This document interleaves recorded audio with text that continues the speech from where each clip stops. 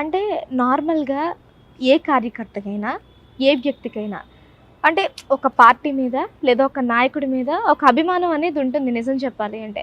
ఇప్పుడు ఓకే. ప్రతి ఒక్కళ్ళకి ఒక పార్టీ మీదో, ఒక నాయకుడి మీదో వాళ్ళకిష్టం ఒక ఇష్టం, ఒక అభిమానం అనేది ఉంటుంది. కానీ ప్రాణాలను గూడా లెక్క చేయలేనంత అభిమానం మీకేంటసలు?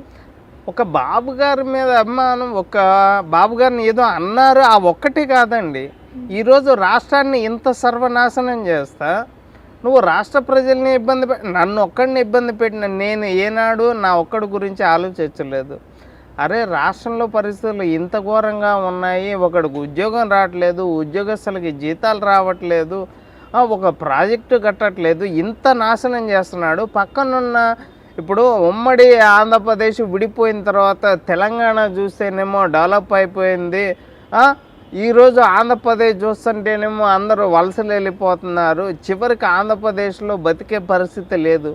మా బాధ ఏంటంటే ఆంధ్రప్రదేశ్ ఎక్కడ శ్మశానం అయిపోతుందని ఏమన్న భయంతో, అదీగాక పక్కా మేము టీడీపీ కాబట్టి బాబు గారిని కానీ బాబు కుటుంబ సభ్యులు కానీ నోటికొచ్చినట్టు మాట్లాడతా. అధికారం వచ్చిన తర్వాత వీళ్ళు అధికారాన్ని దుర్వినియోగం చేశారు కానీ అధికారాన్ని ఉపయోగించుకొని ఎక్కడ ఒక డెవలప్మెంట్ అనేది చేయలేదు అని నా ఉద్దేశం.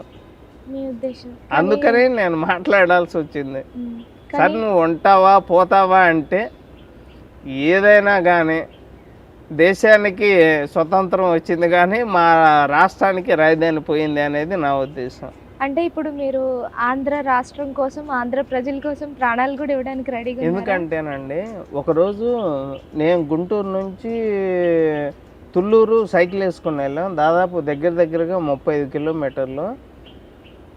రైతులు అక్కడ ఒక్కొక్కళ్ళు 5 నుంచి 10, 15, 20, 33 వేల ఎకరాలు ఇచ్చారు.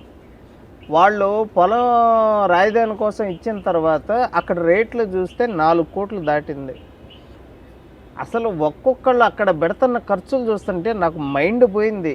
ఆడి కారు కొంటున్నారు, దానికి గేదెలను కట్టేస్తున్నారు, దూడలను కట్టేస్తున్నారు. అసలు అక్కడ డెవలప్మెంట్ చూస్తుంటే నాకైతే పిచ్చెక్కిపోయి 2019కి ముందా? 2014 నుంచి 19 దాకా అసలు మీరు రాజధాని ప్రాంతంలో తిరిగినట్టయితే మాకైతే అసలు గుంటూరు విజయవాడ కన్నా తుళ్ళూరులో నిజంగా వాళ్ళు బస్సులు ఎక్కే పరిస్థితి కాదు. ప్రతి ఒక్కళ్ళు ఆడీలు బిఎండబ్ల్యూలు అసలు ఫ్లైట్లో తిరగటం తప్ప ఎక్కడికన్నా ఇక వామ్మో వాళ్ళు పెట్టే ఖర్చులకు కానీ అంటే రేట్లు అంత విపరీతంగా పెరిగిపోయినాయి. రాజధాని డెవలప్మెంట్ ఎవరైనా అమెరికా వాడైనా సరే రాజధానిలో పిల్లని చూసుకోండి, అది ఇది.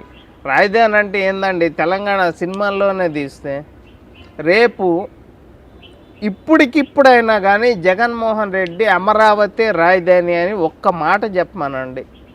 డెవలప్మెంట్ అనేది నిజంగా రాజధాని ఒక్కడంటే అక్కడ వెంచర్లు ఎన్నో వేశారు, రావాల్సిన కంపెనీలు ఎన్నో ఉన్నాయి.